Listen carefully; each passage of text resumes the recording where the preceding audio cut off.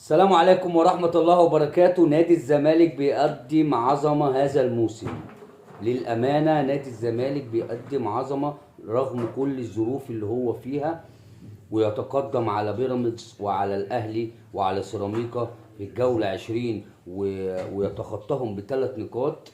هو مركز أول بثلاث نقاط بعد مباراة قوية مع نادي بيراميدز. طلعوا حبايب الشوط الأولاني، وباين إن الزمالك كان مقدم مباراة كويسة جدا. الشوط الاولاني قدم مباراه كويسه، ولكن قدر الشوط الثاني حسام عبد المجيد في الدقيقه 60 يحرز هدف من ضربه جزاء بعد خطا الشناوي. عمل ضربه جزاء مع ناصر منسي، ويقدر الزمالك بهذا الهدف يخرج ياخد اغلى ثلاث نقاط له هذا الموسم على بيراميدز. الف مبروك للنادي الزمالك. اليوم كان كله اهداف النهارده. ثم النادي المصري ونادي انبي.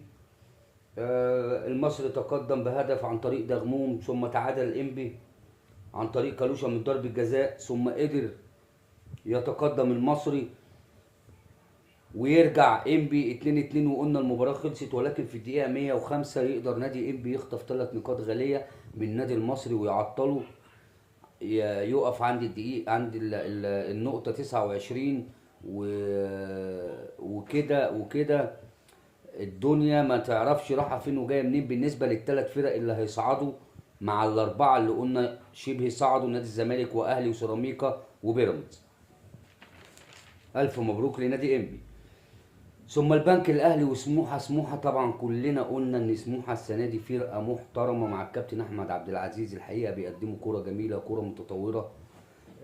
قدروا يكسبوا النهارده 3-1. سمير فكري تقدم بهدف، ثم هدف تاني عن طريق صمادو في الدقيقة 40، ثم مصطفى شلبي يقدر يعود بهدف يقلص الفارق.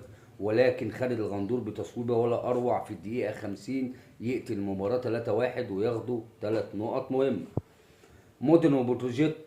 مودرن خطف بتروجيت بهدف رشاد المتولي كابتن بتروجيت السابق في الدقيقة 3، وفضلت المباراة ماشية حتى الدقيقة 94 لما رشيد أحمد يقدر يخطف نقطة من فم الأسد لنادي بتروجيت ويطلعوا حبايب 1-1.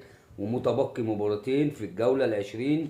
بكرة إن شاء الله نشوفهم ونتكلم عنهم مع حضراتكم. السلام عليكم ورحمة الله وبركاته.